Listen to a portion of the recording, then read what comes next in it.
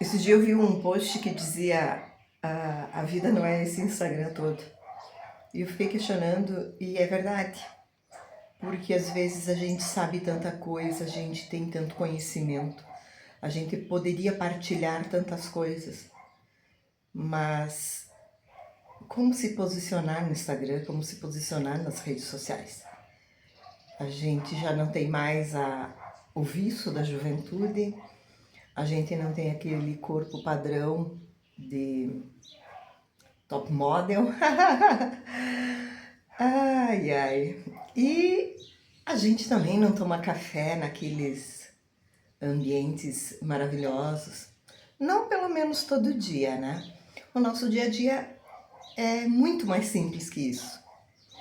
Então eu fiz esse vídeo hoje para mostrar um pouco de como às vezes a gente se esconde de algo que é maravilhoso, só que não é igual do que muita gente faz. Então, hoje eu sentei para tomar meu café, como de praxe. Eu tomo café assim, ó, meu café no colo, meu pratinho, meu suplá para dar suporte. E enquanto eu tomo meu café, eu fico divagando às vezes, né, pensando em quantas coisas que a gente ouve, que a gente vê, que a gente sente. E como às vezes é difícil a gente se posicionar por conta dos padrões que existem por aí. E relembrando um pouco a minha trajetória profissional, ontem eu postei um videozinho curto contando que a minha formação é uma formação diferenciada. Eu sou psicóloga, mas a minha formação ela, ela é um pouco daquilo que eu também sou na vida, que é eu sou uma pessoa que não gosto dos extremos. Para mim não existe certo e errado. Na verdade, o que existe para mim são diferentes visões, às vezes do mesmo ponto. Então, eu digo, não é o ponto de vista, é a vista que você tem do ponto. E aí eu fui resgatar alguns materiais meus que embasaram essa minha formação. E uma das principais linhas que eu sigo e que para mim é fantástica é a logoterapia. E segundo a logoterapia, até tenho aqui para mostrar para vocês dois dos meus livros que eu acho assim fundamentais para qualquer pessoa que queira entender um pouco mais da nossa jornada aqui. E não tem nada a ver com religião, com postura religiosa, embora eu tenha a minha muito bem definida.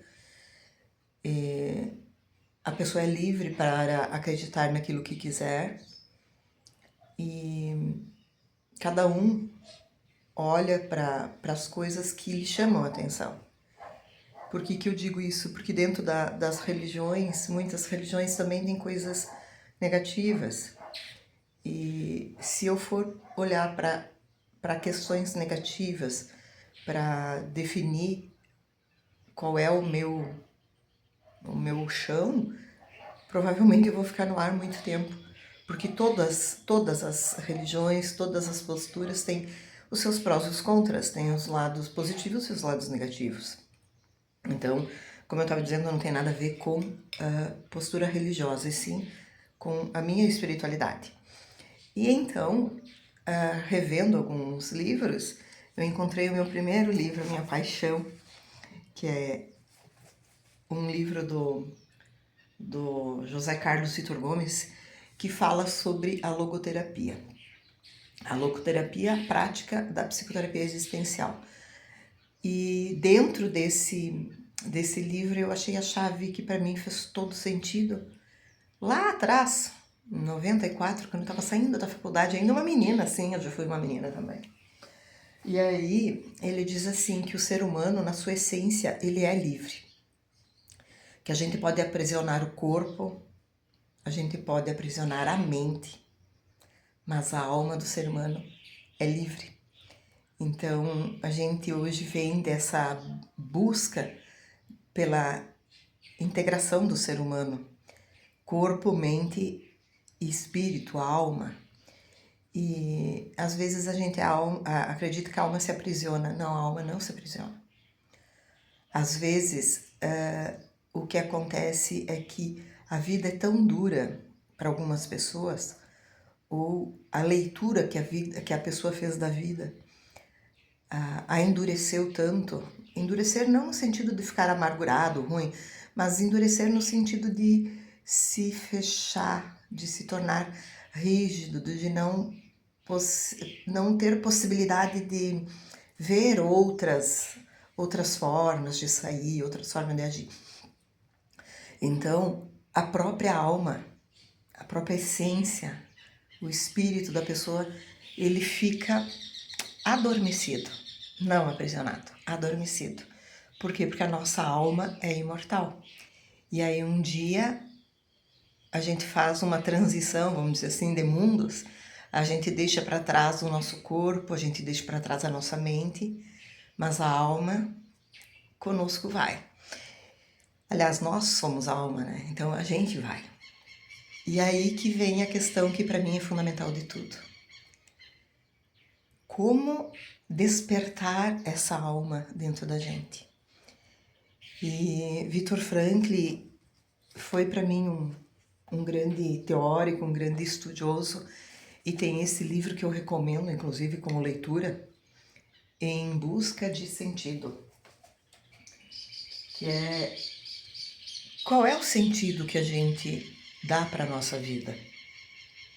Tem um outro livro dele que é tão fantástico, ou até mais do que esse, que é O Sentido da Vida.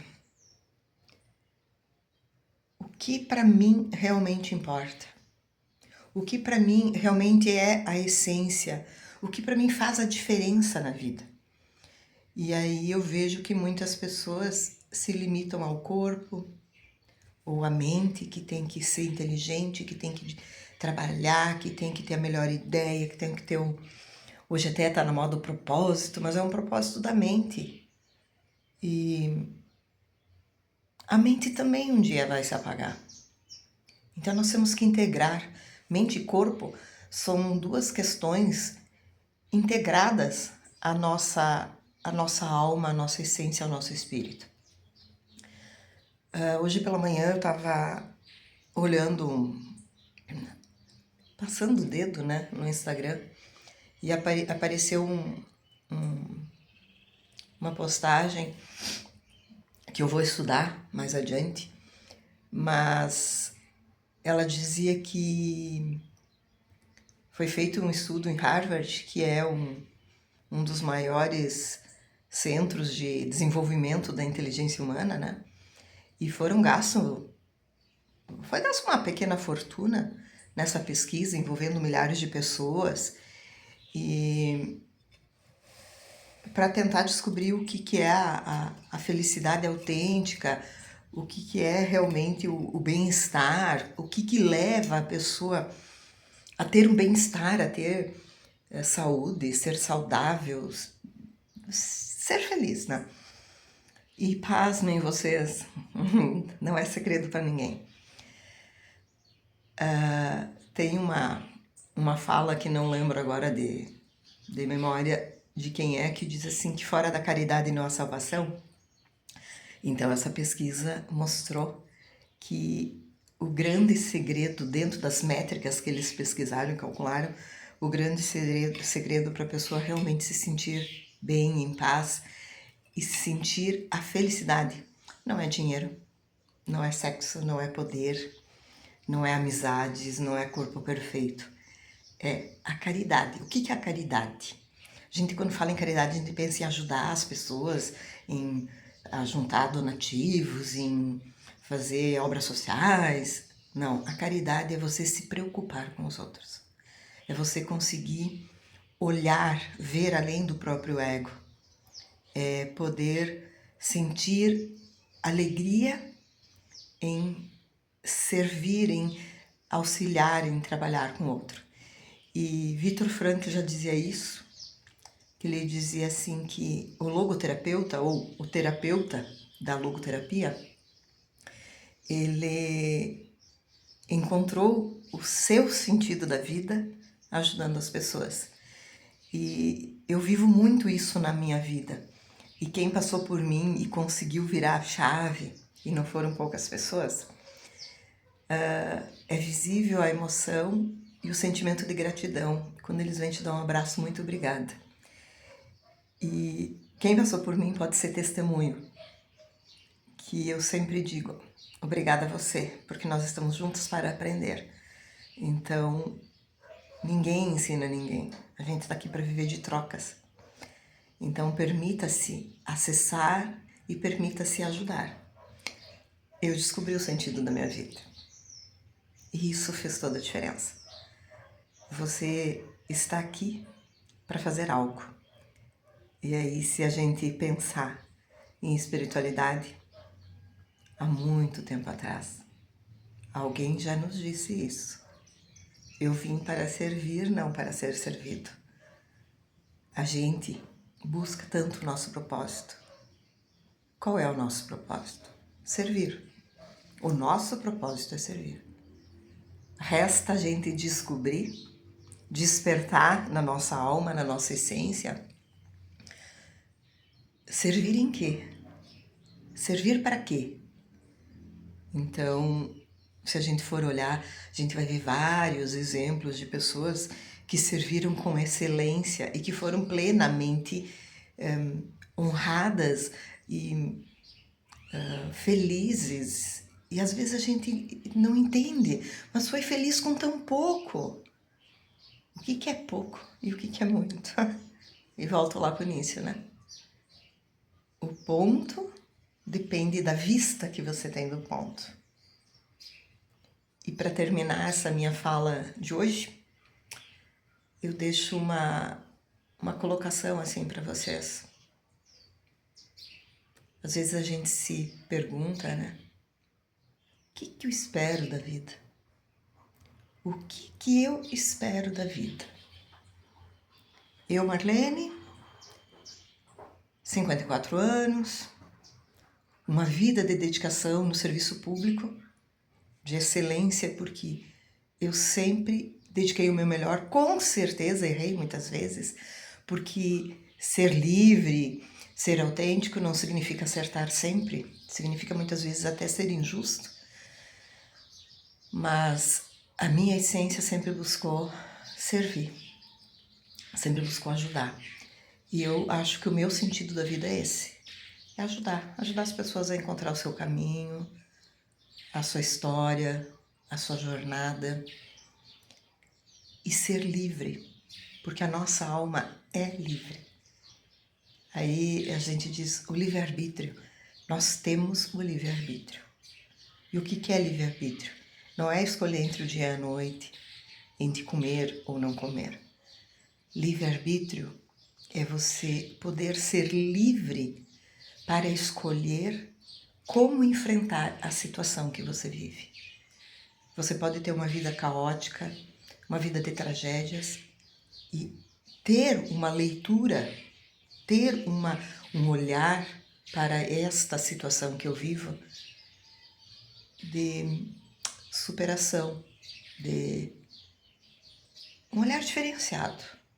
Ou eu posso olhar, me revoltar e me tornar um agressor, ou me entristecer, me vitimizar e passar uma vida inteira lamentando aquilo que poderia ter sido. E não raro, às vezes no leito da morte, a pessoa aí então entende que a alma é imortal e continuará livre. E aí se perdoa mágoas que carregou uma vida inteira. Deixa para trás uma fortuna que brigou tanto para construir. Finalizando, o que eu espero da vida?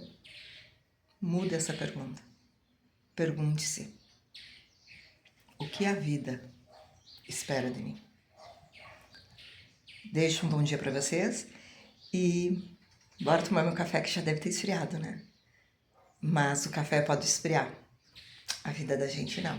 A nossa alma é quente e grita por ser desperta. Me chama.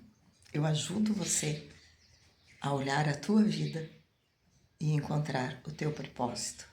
Porque nós nascemos aqui para servir. Servir ao quê? A quê? Para quê? Como? De que forma? Eu te ajudo.